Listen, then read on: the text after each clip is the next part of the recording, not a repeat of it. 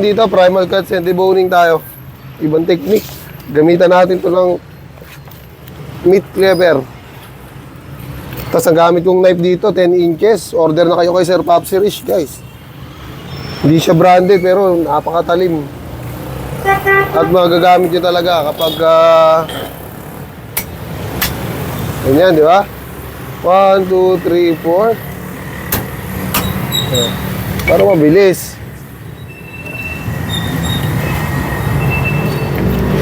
Kaso, dapat yung knife pala natin haba. Pan deboning.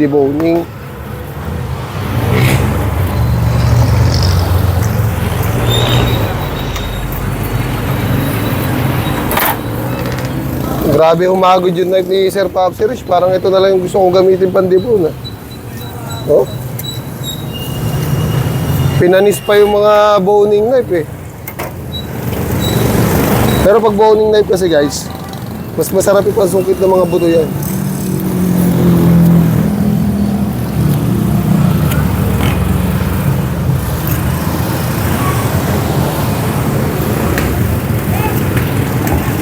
Tawag sa ginagawa natin guys, knife switching.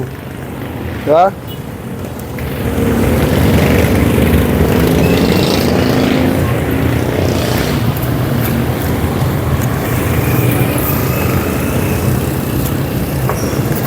Yan. Iba gagawin technique natin dito sa shoulder blade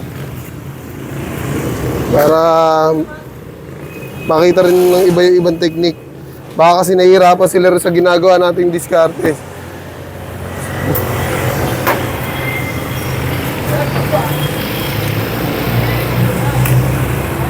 Pag ganito kahaba yung knife mo, sarap pang tanggal ng mga ganito nito guys. Oh. Mabilis lang. Tapos matalas pa. Diba?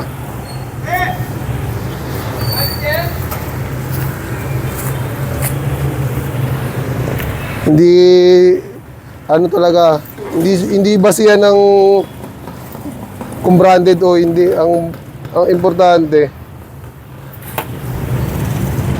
eto guys, oh, simula dito hanggang dulo.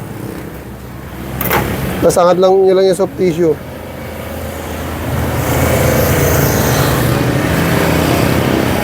Ganito yung ginagawa natin style dati. Ganyan, no? Ganyan yung mga nakita kasi natin dating technique sa mga old butcher. Diba?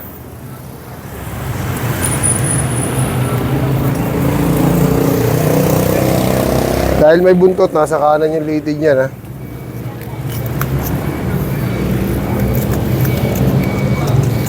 Sana lahat ng shoulder hindi masakit. Tulad ng neto.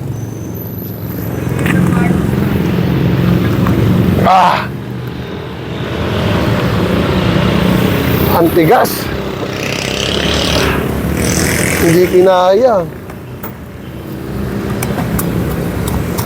Bakit ang tigas kaya?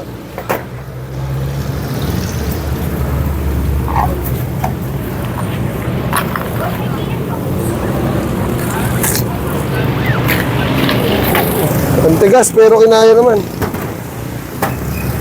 Oy, mami, kamay mo.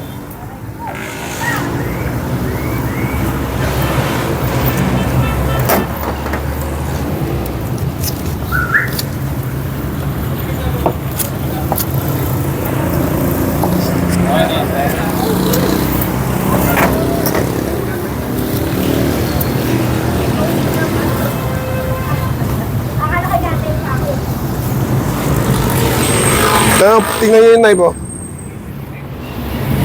Grabe umiiwa yung knife. Napakalupit.